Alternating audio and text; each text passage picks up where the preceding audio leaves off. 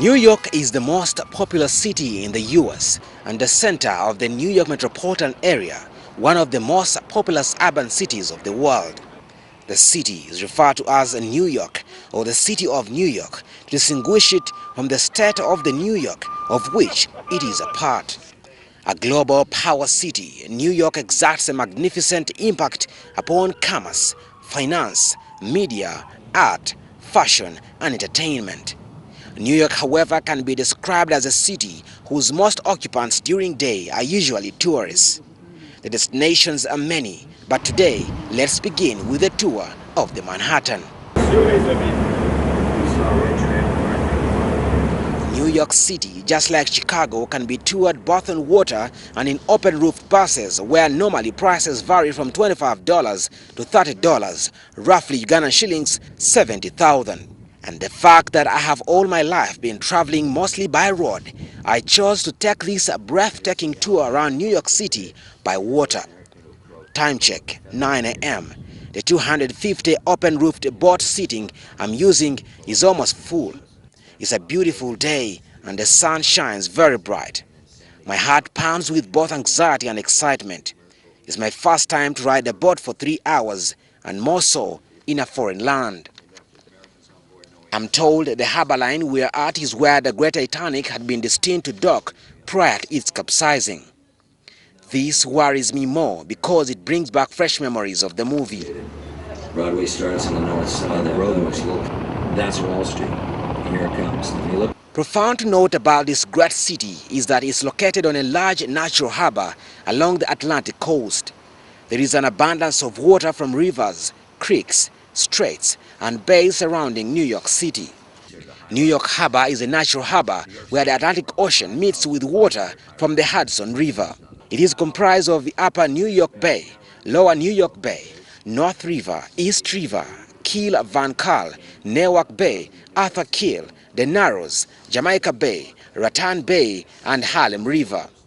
On the boat, we have a tour guide who speaks through an address system, informing us about the various buildings and structures we are seeing. Manhattan is only one of the 5 boroughs of neighborhoods of New York City, but it's most famous because most of the bigger tourist attractions are there, and most of the economic and business and entertainment activities. The cruise offers a unique possibility to see all these buildings from many, many angles. What you're seeing behind me is the United Nations headquarters here in New York. One of the most amazing features that you get to see when you're on the tour of the Manhattan. Of course, you see so many other features. It's very cheap. You simply pay $5 to get on it, but you get to see the entire New York almost when you are here. Amazing features like Statue of Liberty and others that you may never see when you are moving on the road. Funny enough, all of us on the boat are not residents of New York, and no one has been here before. For a first-time rider like me, my major prayer is to take a glance at some of the greatest historical sites that we're always seeing in movies. One of these is the New York skyline, the Empire State Building, the Great Statue of Liberty, the Brooklyn Bridge, UN headquarters, the Yankee Stadium, among others. However, I later realized that everyone on the boat loved the Lady of Liberty, or call it the Statue of Liberty.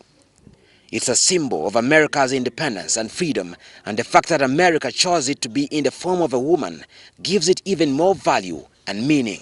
Symbol of liberty, the Statue of Liberty that greets people at the entrance of Manhattan, and which was the first thing that immigrants from Europe saw for a century and a half. And then there's the Central Park, which is also considered the lung of New York City, that is in the middle of the city, and people, you don't see it if you don't know. The Statue of Liberty enlightening the world was a gift of friendship from the people of France to the people of the US after the American Revolution, and is a universal symbol of freedom and democracy. It was dedicated on October 28, 1886, and designated as a national monument in 1924. The statue was a joint effort between America and France, and it was agreed upon that the American people were to build a pedestal and the French people were responsible for the statue and assembled it here in the US.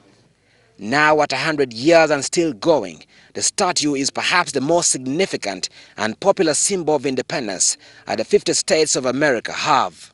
New York is a very nice and exciting city. I'm very amazed about the tour. I'm very amazed about the people. They are very friendly.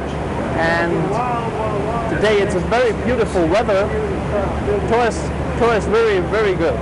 On the boat, one gets to see New York's beautiful double-decker bridges, which take both cars and trains, and also a rare chance of getting to pass beneath them. Other magnificent buildings seen here are the UN headquarters and the World Trade Center. Nobody would imagine that we're just minutes away from the biggest city on earth. From the Hudson River side is totally different than if you stay inside the city. Yeah? You go around on the boardwalks. That's totally different from that when you see it from the seaside, right? And as we come to the end of the trip, I can't complain about my $30 spent on this ride. Everyone walks off the boat with joy and happiness, indicating that it was an adventure worth risking one's life with. Next, I will take you to the World Trade Center historical site, where one of the originally 4 crashed buildings has been rebuilt back to its original glory. Mukitale Moses, WBS Television.